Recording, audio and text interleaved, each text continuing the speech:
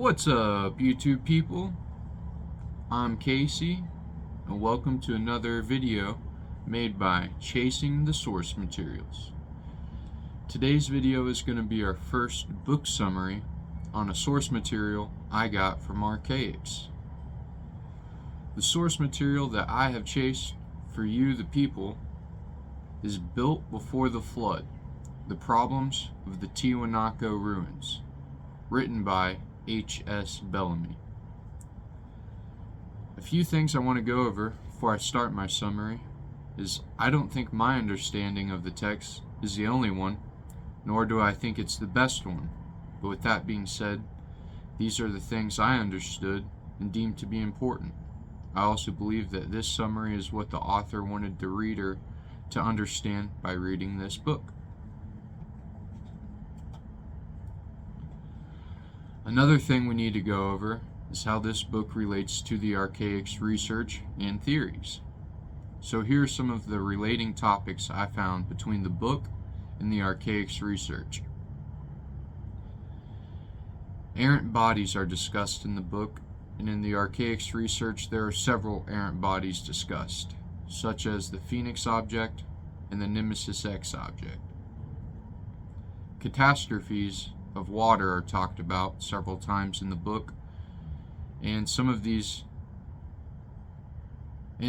Archaix research is centered around these catastrophes mentioned, such as the 2239 BC catastrophe of the Noah flood and the 1687 BC Ogygian flood catastrophe.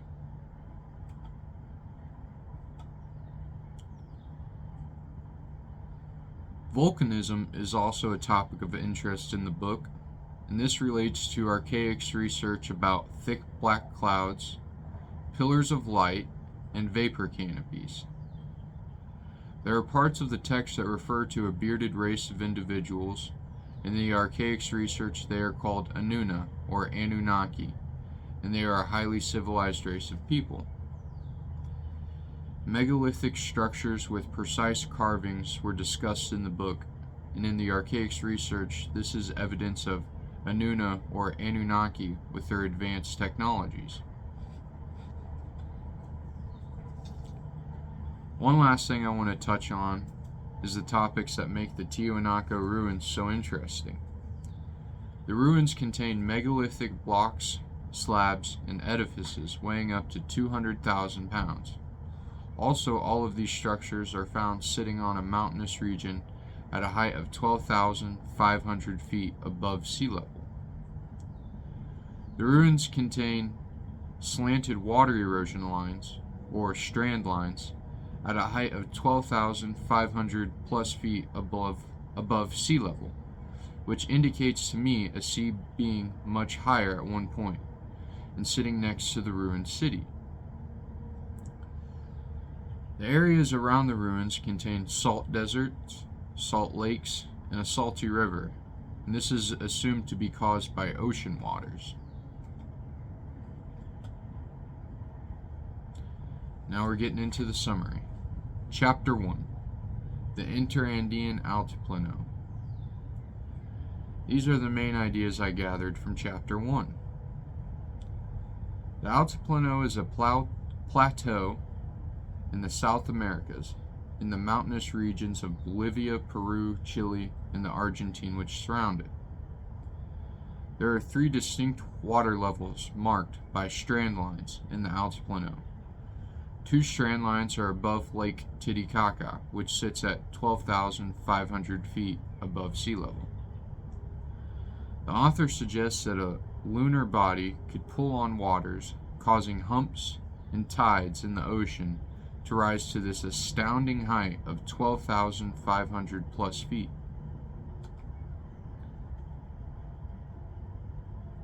Moving ocean waters from tide humps and tide bulges is theorized by the author to have created the Interandean Sea.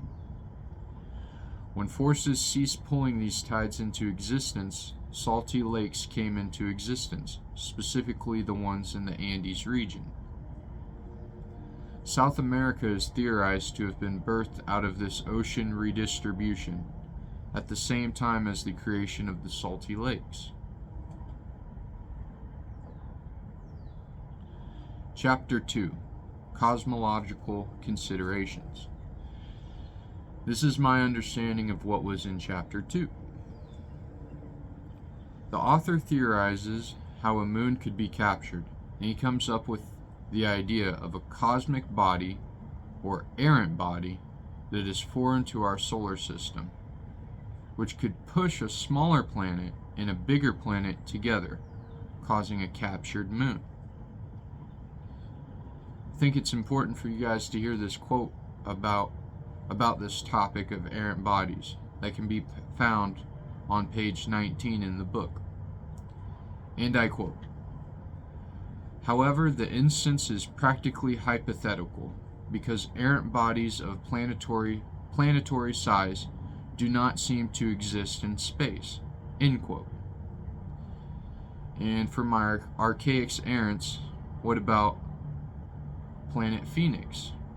Or how about the Nemesis X object?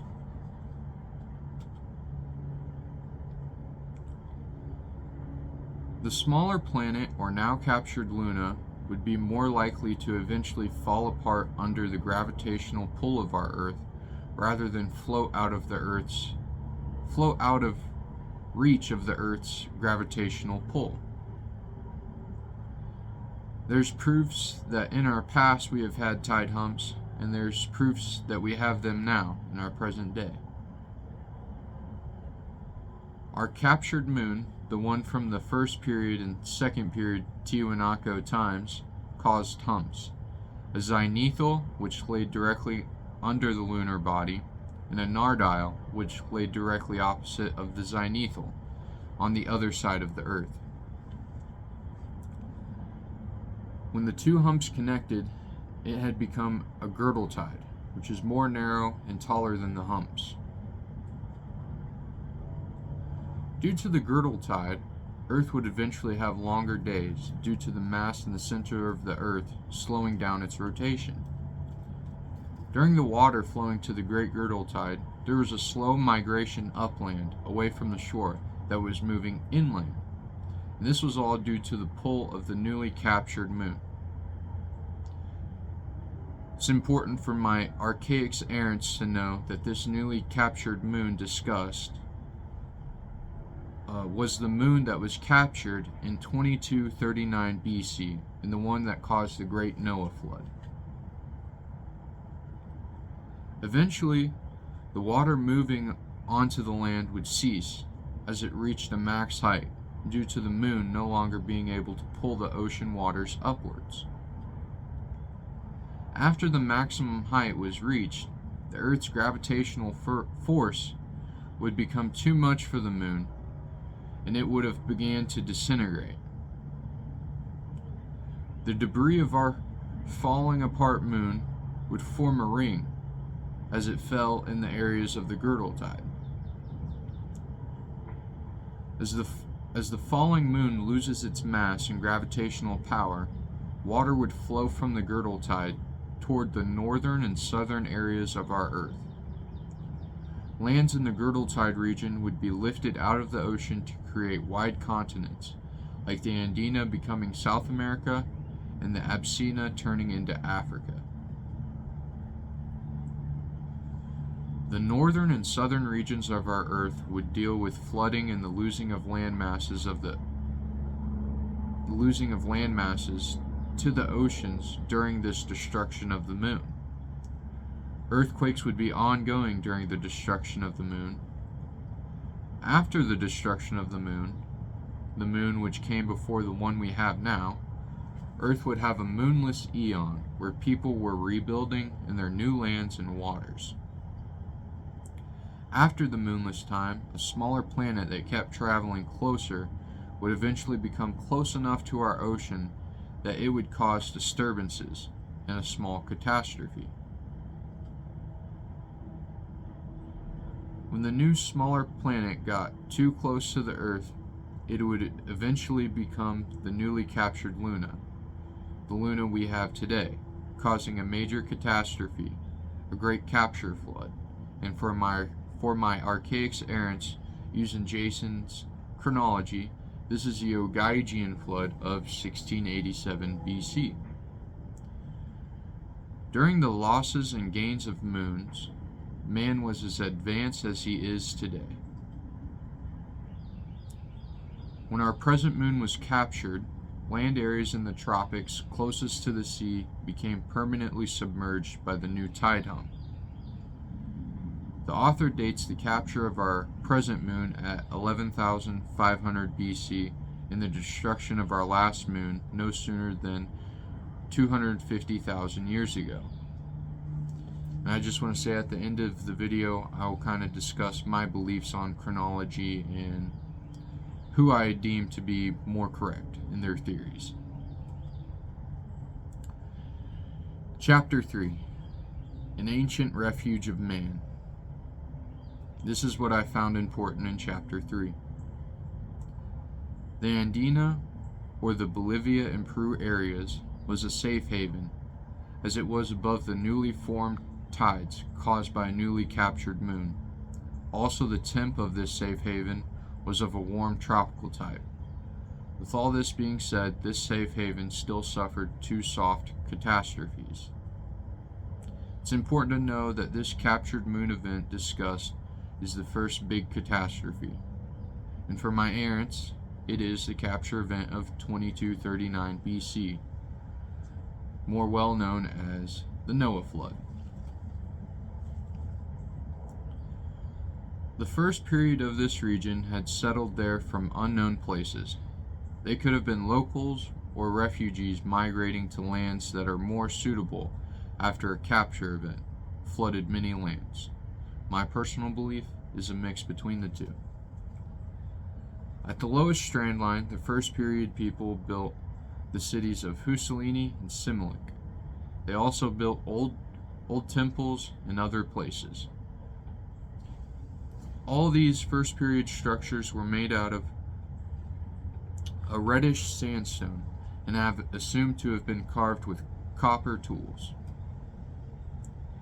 Some similarities of this first period are walls being 10 feet thick.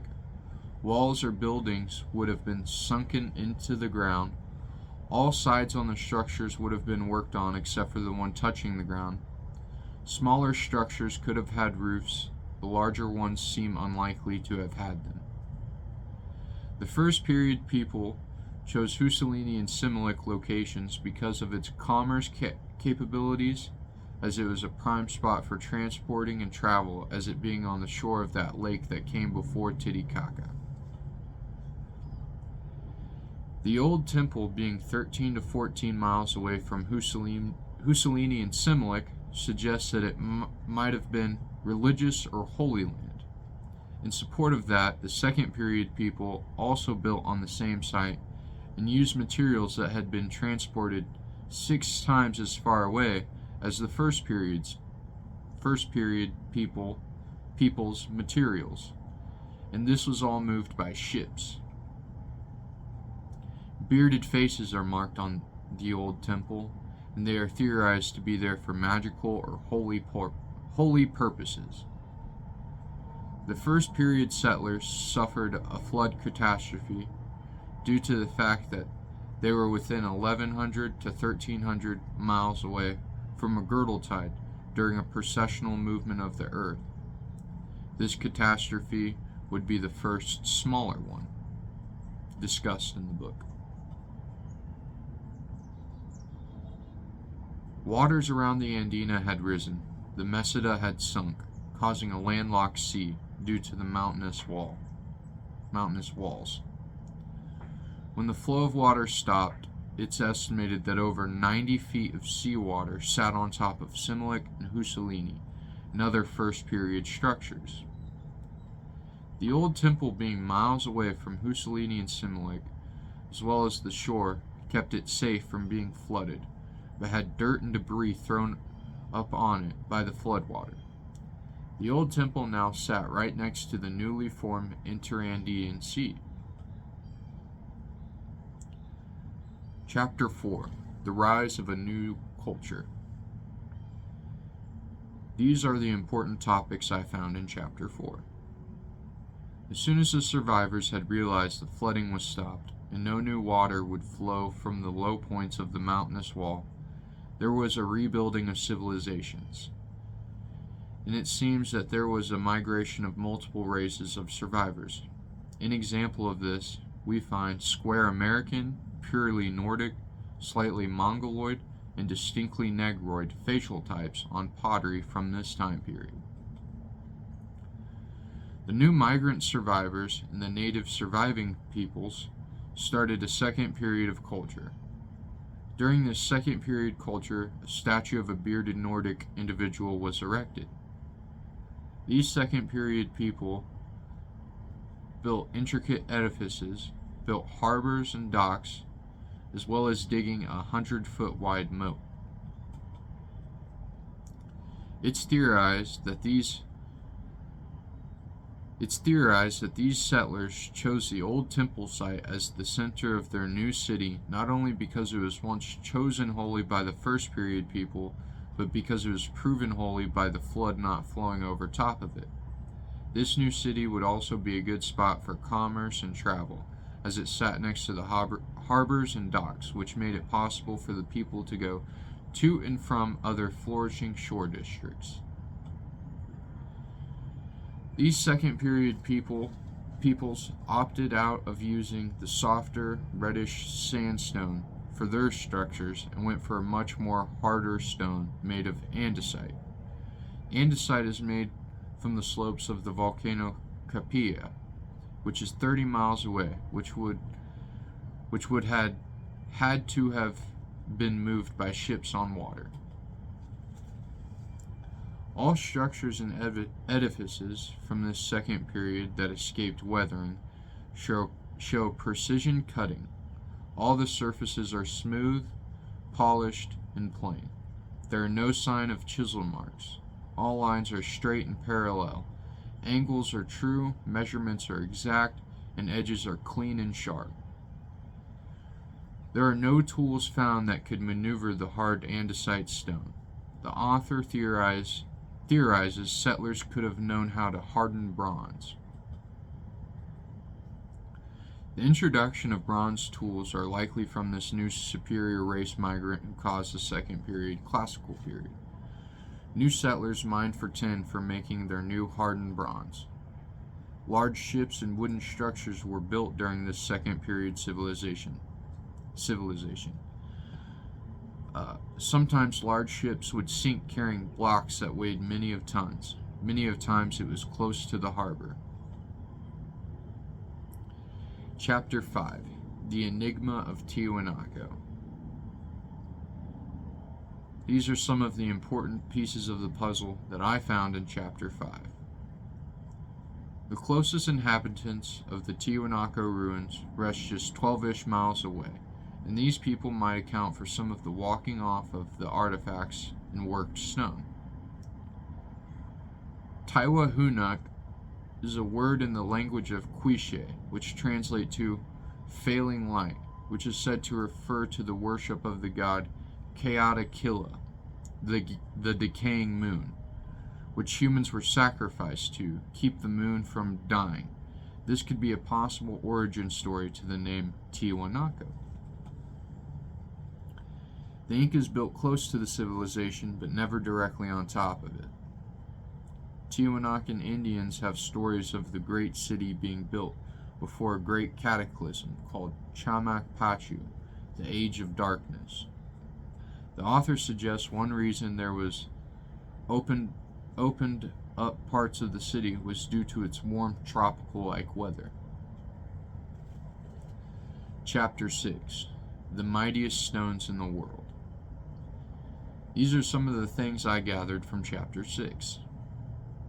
The goal of all architects was to get their building materials small enough to be easily maneuverable, but this is not what we find when investigating the important structures of the second period peoples. The second period peoples went gigantic when it comes to the size of their building material. They also made each piece independently. The Sungate calendar weighs 10 tons, and other edifices and stones were anywhere from 60 to 100 tons. It's clear that the builders of this time period was worried about making their buildings shockproof. An example of this, they built from few large materials. Their buildings were all 1 story high. Buildings were built into the ground. Structures had heavy foundation slabs. The building materials were heavy. Windows were made of andesite. Also, the windows were made from 1 piece of stone. The canal that surrounded the second period Tiwanaku city was excavated to find Pumapunka just a little under a mile away from the city. There are 2 sea docks right next to Pumapunka, and there was also one just a few hundred yards from the temple of Kalasea. All of this supports the civilization being a seafaring people. Small square dwellings of about 4.5 feet tall are found near the Sun Temple, and it's theorized that these houses were for a janitorial staff of the temples. Europeans and anyone else who could lift the stones carried them off. The only ones left are the ones that are hidden in the dirt and the ones that are too heavy to lift. Chapter 7. The problems of the slanting strand line. This is my understanding of what was found in Chapter 7. The author theorizes that the Tiwanaku city of the second period was on a shoreline, not a mountain. Also, the city was a tropical metropolis and a harbor city with many ports.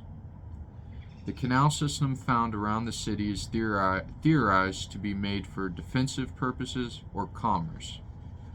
That's the moat that's talked about previously. Mainstream science and history has a slant of the strand line mark as a result of an unbalanced rise of the South Americas out of the ocean. This theory must have a force pulling harder on the northern parts of the lands. The author suggests that Hans Horbringer's cosmological theory on satellites and its effects on Earth is way more likely to explain for any slanted strand lines, with his theories about moons pulling on water, causing tide humps, girdle tides, and ultimately slanting strand lines. Chapter 8. The selection of the site. These are some of the things I gathered from Chapter 8. The author questions why a civilization would pick such an uninhabitable place to build their city, as it was at a height of 12,500 plus feet above sea level. Also, the city is surrounded by nothing but rough grass. As of today, the land can only grow potatoes and tubular foods. Life at the present height of the Tiwanaku city would be a struggle against the cold, thin air, and poor food.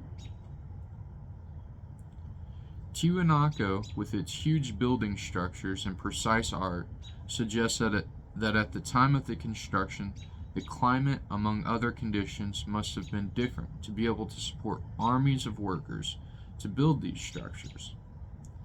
Hans Horbringer's cosmological theories on satellites would explain for the difference in elevation due to its girdle tide, as well as explain for the tropical weather due to an air blanket that would thicken the atmosphere.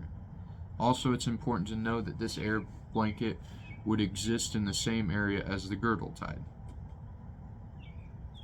The author theorizes that the safe haven of Tiwanaku was one of the cities that laid in the central area of Earth, along with the girdle tide, or just a little north or south of it. Populations that were in the most northern or southern refugee islands didn't fare well, as they had a cold tundra-like atmosphere due to the distance from the girdle tide and air blanket. The tropical life asylums fared great with its dense vegetation and abundant game for hunting.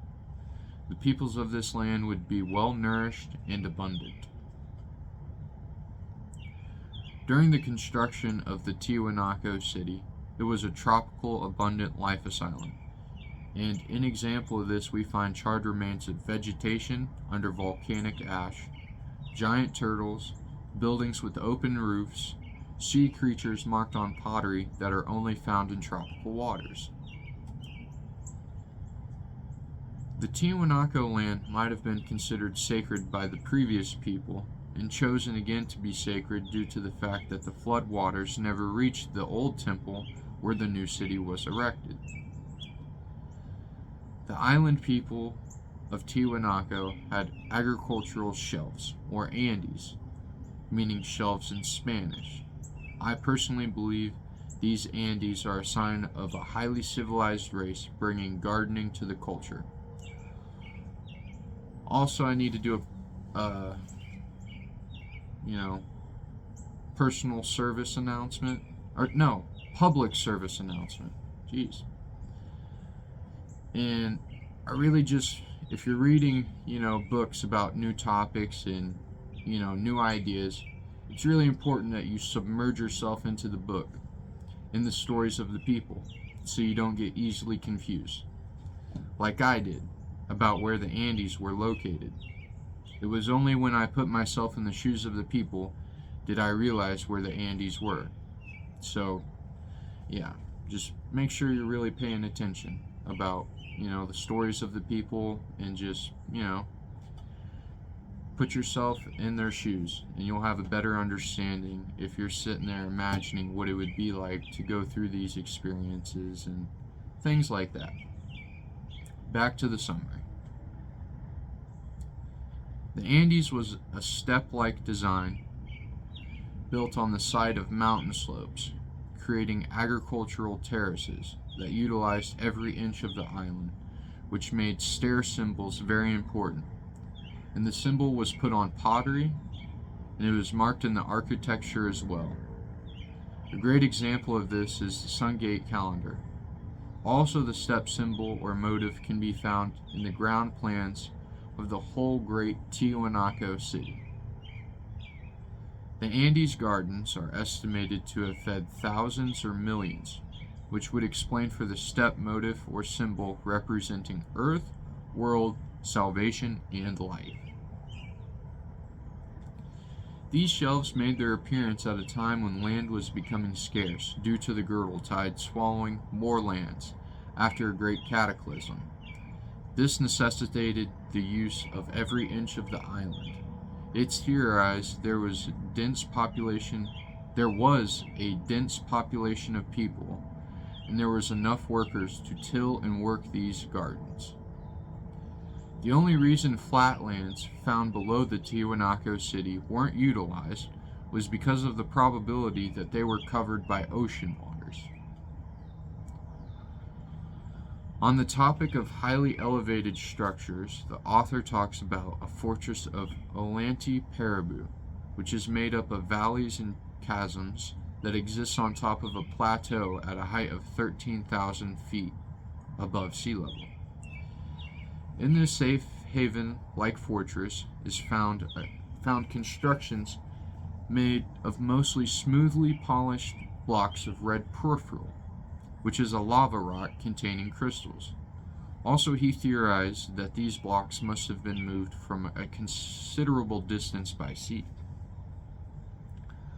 Another high elevated construction is the monastery of Olanti Tambo, which contains a solar equinox observatory, and this structure is theorized to be constructed at sea level, not at some high elevation in the mountains. The author theorizes in time these highly elevated structures will also show to have a highly elevated strand line, placing them at sea level, not mountaintops. Chapter 9, The End of a World. This is my perspective of what was in Chapter 9. The second period civilization of Tiwanaku was made up of some of the native people of the land that had survived in the new migrants. These people grew in size and splendor with each generation. The people of the second period was known for using materials of grand size. Also, the materials were precise and full of skill. and a great example of this is the Sungate calendar. The asylum of Andina was thought to be safe during the second period, but a catastrophe struck again in the form of a flood caused by a precessional wobble of the earth, just like what happened to Similik and Husseini. This catastrophe is the second smaller one.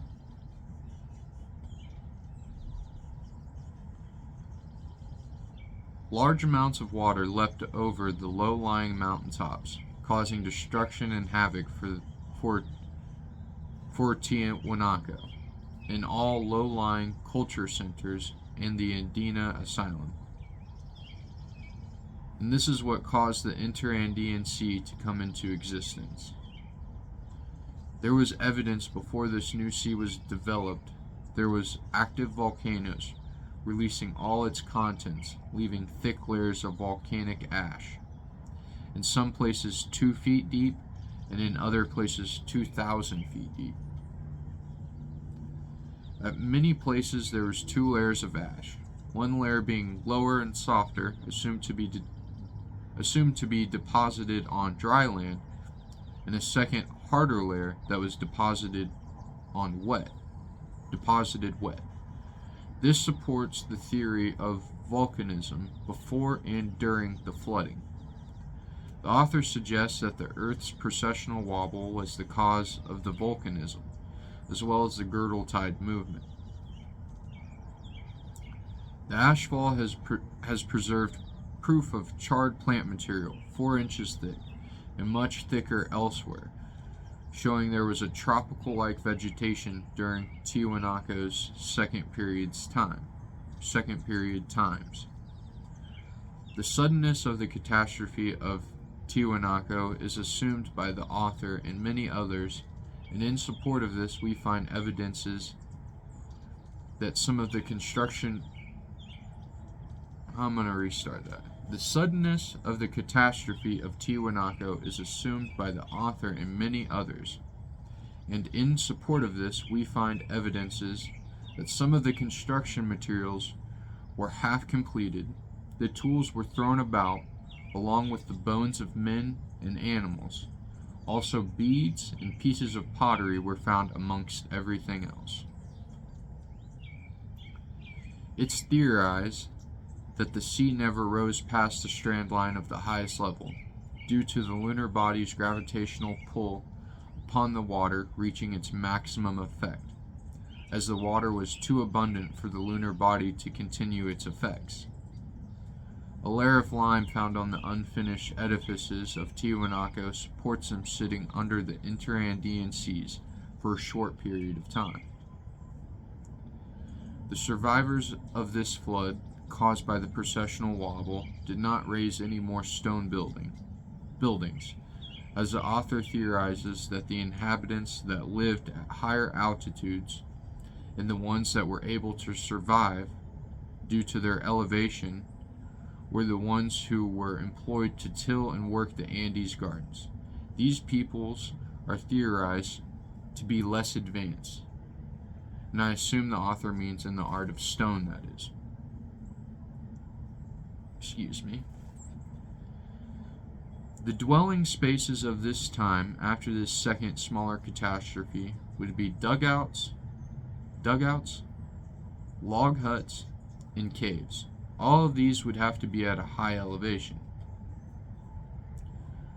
When the moon entered its critical distance, where the Earth's pull outweighed the lunar's pull, the lunar body would have started to disintegrate. Chunks of ice, rock, and ore would have fallen to the Earth in a ring-like path, where the girdle tide and air blanket was. Hidden in the caves in the east and at high elevations, survivors would have watched as the lunar body fell apart, causing windstorms, rain deluges, hail catastrophes, mudfalls, and core block bombardment, terrible earthquakes, and volcanism. Due to the height and location of the caves on the mountains, the debris that... I'm going to restart that. Due to the height and location of the caves on the mountains, the debris that was traveling at an angle could not hit the side of the mountain that the survivors were on, and the water never rose high enough to flood them either. This destruction period was the start of a great age of darkness called Chamak Pachu. This is a time when we lost our sun. The mythology of the Urus support that a Chamak Pachu, or Age of Darkness, occurred after the rise and fall of Tiwanaku. Myths recorded in this region tell of a great flood that happened in the times of old.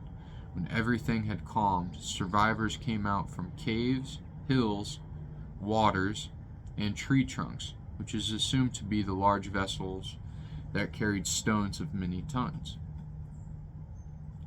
The author theorizes that most of the debris of the lunar body fell on the African hemisphere, as well as in the girdle tide. It's also estimated to have hit the second period Tiwanaku Asylum, as well as other asylums. Also, the debris would have hit the Interandean Sea, and this is proven by blocks made from a number of materials found in the Interandean Meseta, which was once a sea.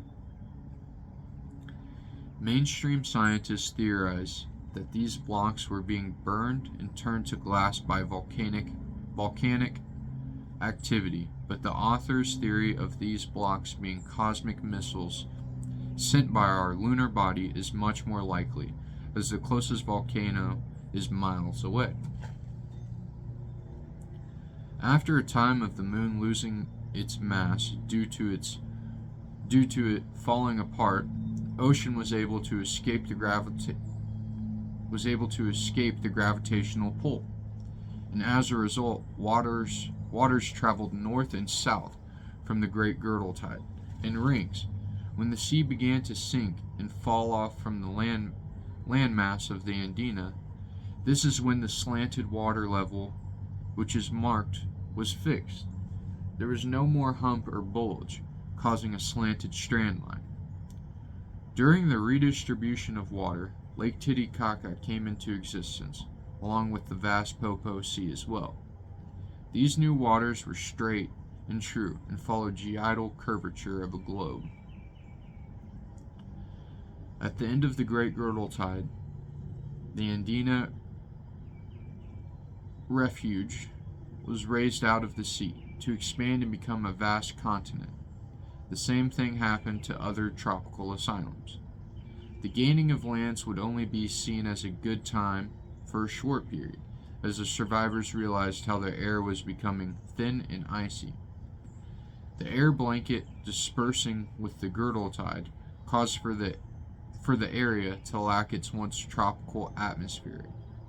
Also, the raising of the land added to the air becoming thinner and harder to breathe.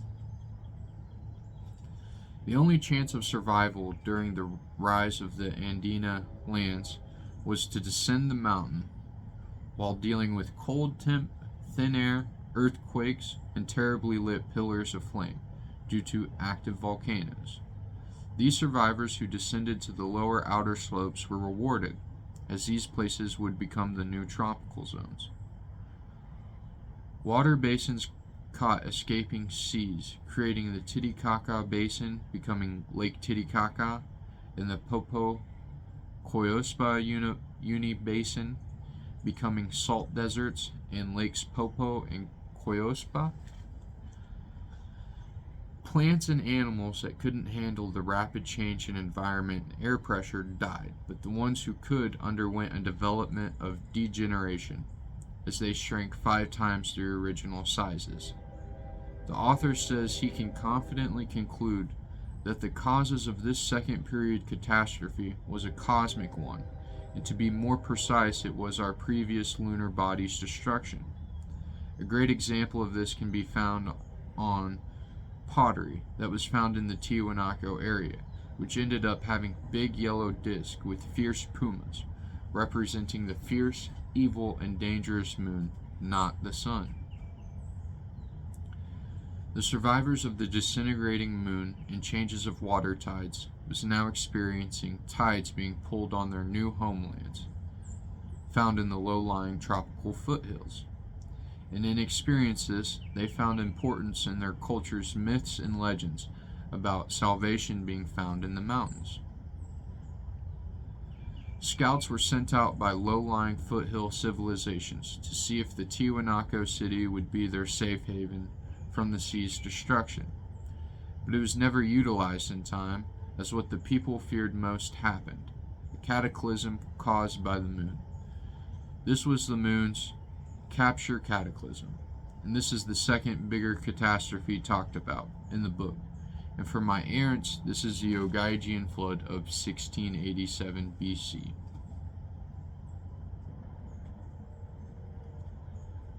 When our present Luna was captured, all the waters of the earth was thrown suddenly to the tropics, causing globe-girdling and tidal ring waves. These great and sudden tides rushed over islands in the coastal region, killing all in its path. Any survivors that may have inhabited the Tiwanaku city is unknown. If they were there, there wasn't enough of them to use the remains of the city and cause any noticeable changes. The survivors of this catastrophe might have went on to become Indians of the land, such as the Incas. Incas built on top of the megalithic structures outside the city of Tiwanaku, but never in it. Only Spaniards tried to colonize the Meseta, which resulted in the carrying off of all squared stones, ready to be used and repurposed in other constructions. The author theorizes that the second period builders race was a mix of a bunch of different races that came together during a time of land masses shrinking. The distinct features found on Moai and sculptures on Easter Island might suggest a race of important people with characteristics like elongated skulls and enlarged earlobes. Found in the soil of Tiwanaku are portrait heads of great men of the time with open faces, high foreheads, and energetic chins. There seems to be a race of people unlike the main race of people with different characteristics, and we find remains of these peoples amongst the other races of people. Chapter 10. The Calendar of Calisea. These are the things I found interesting in Chapter 10. If Tiwanaku can be proven to be dated to our previous moon, with its weird strand lines, docks, and ports, then it can be assumed to be prehistoric and hundreds of thousands of years old. The author says, and I quote from page 84, "For the archaeologist who avoids exceeding 5000 BC in his dating of early human achievements, for the anthropologist who conceives man to have been a shambling brute 100,000 years ago, and for the geologist who fears we want to carry catastrophic revolution into his quietistic realm, our idea must be staggering." The author suggests a witness to all his theories lies in the Sungate calendar. This witness is made of glass-hard andesite and is 10 feet high and 12.5 feet thick. It also weighs 10 tons. When this megalithic edifice was found, it was soon realized to be a calendar. The data found on the calendar shows it was a counting calendar. There is no time or year date marked on the calendar. The calendar shows there are 12 subdivision or months. It also has a beginning of the year marked. Equinoxes are also marked, along with the solstices as well. It was reckoned the calendar was based off of a solar year. Trying to find the days of the year or the days of the month was not easily found compared to other data already mentioned. The author theorizes that at the time of the construction of the Sungate calendar, it was the same time as when we had our previous moon, and we had ports in a slanting strand line at Tiwanaku. The two main portions of the calendar pointed out by the author would have to be the main center figure with its symbols and 11 heads, along with two panels of winged figures, Each panel contains 15 winged figures each. The author theorizes that the center figure represented the year, as well as representing the first and most important 12. The author points out how the first 12th and the 7th 12th share similar symbols, and these 2 months are the ones to hold the equinoxes, the first 12th being the autumn and the 7th 12th being the spring. There are 2 other 12ths that also share similar symbols, and that would be the sun solstices, found all the way right or all the way left of the calendar, and these were the winter and summer solstices. The author theorizes that the 12 heads having 24 symbols is a sign of the Tiwanaku year being 12 times 24 plus 2 equaling 290 days. He gets the extra 2 from an extra 2 symbols found on the 12 heads. During the time of our previous lunar body, it had forces that acted upon the Earth, causing a slowing down of rotation, also causing hours in a day to be lengthened from 27 hours to 30 hours in a day. Before the time of the catastrophe of the second period peoples of Tiwanaku, there was a longer day, and the year had a smaller amount of days. When the lunar body disintegrated, it sped the day up to a 24-hour period, compared to a 30-hour or 27-hour day, which it was previously. The author theorizes that the lunar's rotation around the Earth was marked on the calendar, and he attributes 447 symbols to represent these crossings of the lunar body across our sky in that year. The author says the Sungate calendar shows that 37 times a month or a 12th the moon made its trips across the sky. We get this lunar crossing number by counting the symbols on the body of the first 12. This is the only 12th with a lunar body to count. The author suggests that even solar eclipses were marked on the calendar. The builders and craftsmen of the calendar employed semicircles to show fractions. And personally, to me, this is a sign of highly civilized races, to highly civilized people, to understand, fractions and parts and stuff like that. The author suggests a 30-hour day count system was used during the construction of the calendar, and this is marked by the 30 winged figures. Also, he concluded that the year contained 8,766 hours. The author says that the solar and lunar eclipses are marked on the body of the first 12. The author theorizes that each month was separated into 4 sections, which were marked by the rising and setting of the moon, along with eclipses as well. The author theorizes that the start of the year was marked by the eclipses at sunrise. Junebug, come on. Wow. Hold on, team. We just dealt with a little technical difficulty with a little, featuring my outside cat, outside cat.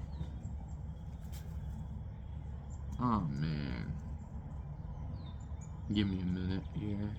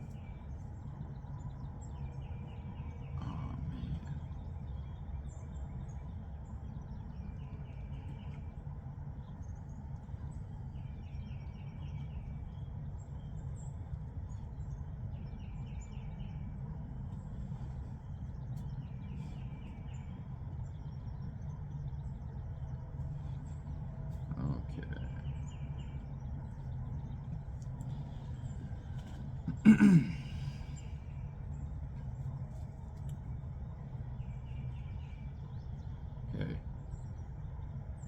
think I found where I was at. The author suggests a 30-hour day count system was used during the construction of the calendar, and this is marked by the 30 winged figures. Also, he concluded that the year contained 8,766 hours. The author says that the solar and lunar eclipses are marked on the body of the first 12.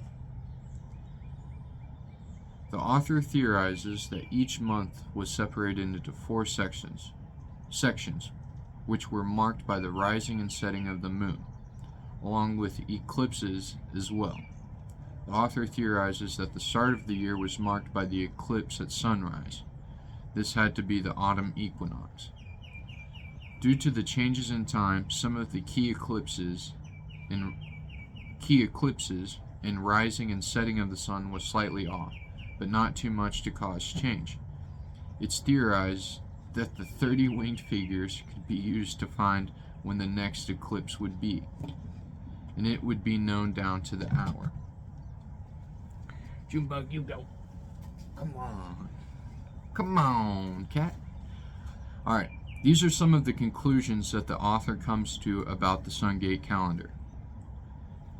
The calendar was made for a 290-day solar year. The people of the time had a lunar object rotating around the Earth a total of 447 times a year. The calendar had 12 months or 12 subdivisions of 24 days each. Every third day, when the sun and moon would interact, was marked by a special symbol. 2 of the 12 months or subdivisions have 2 extra days that would fix discrepancies. There were 38 symbols marked on the body of the first 12th, representing the 38 passes of the moon in a single 12. Normally, there would only be 37 passes, except for the months with extra days. There was 19 symbols on the body of the first 12th, showing 19 times a month the sun and moon had met in an eclipse. Every month or 12th had 5 days where the moon eclipsed the sun twice along its path across the sky. There were 30 winged figures that were used to find the next eclipse. 2 animals come to importance when investigating the Sungate calendar. First being the flying fish, which only exists in tropical warm waters, and the toxodon bird, who is supposed to be an ancient extinct bird. Alright, that concludes the summary part of this video, and now these are just things I want to touch on before I close the video out and all that. So, some honorable mentions. Hans Horbringer. The author uses his cosmological theories on errant bodies and the effects of satellites on Earth to account for the puzzling facts of Tiwanaku. Edmund Kiss, a German cosmologist who went to Tiwanaku and ended up helping a Professor Arthur Pazanski solve a lot of the puzzles of the Tiwanaku ruins using Horbringer's theories. H.S. Bellamy. This is the author of the book. He did a great job putting different thoughts and ideas together to explain the existence of the Tiwanakan people. And last but certainly not least, Jason Breshears, a chronologist that has the most accurate chronology of the last 5,000 years, as well as doing many other things such as running Archaix activities. The man also gives out great book recommendations, such as this one. On the topic of Jason and his research, I think it's important for you to know that I do believe his chronology is more accurate than H.S. Bellamy's. I also believe Jason has a better understanding of the Sungate calendar and how many days were in the year of the Tiwanaku people. And in his theory, there was 12 months containing 30 days each, which would put the day count of the year at 360 days. With all this being said, I don't think anyone is 100% correct when it comes to the topic of antiquity, but I don't want you to disregard all of Bellamy's great thoughts and ideas, such as his theories on satellites or moons which cause tide humps and bulges along with slanted strand lines, as well as as well as a tropical-like atmosphere at the humps or bulges. His theories on migrant races bringing new technologies by way of ships are important and are also not to be discredited. Another thing I want to say is thank you for watching my summary on Built Before the Flood, The Problems of the Tiwanaku Ruins, written by H.S. Bellamy. Also, a few things I want to recommend before we all part ways is if you find the story of the Tiwanaku people interesting, you should buy the book. It's not a long read, nor is it too confusing, and it contains a lot of interesting information that I shared, and there's a ton of info I didn't get the chance to go over. Also, you need to look into the Archaix information, which can be found on the Archaix YouTube channel, as well as in the books written by Jason Breshears. And last but not least, you need to join my Chasing the Source Materials book club, so we can start going over interesting books over catasterphes, such as this one here. One last thing I want to say is I want to wish peace, love, and positivity to all. I hope you're enjoying life and you're having a good day. And this concludes the Chasing the Source Materials first book summary video. Peace out, YouTube people. I'll see you on the next one.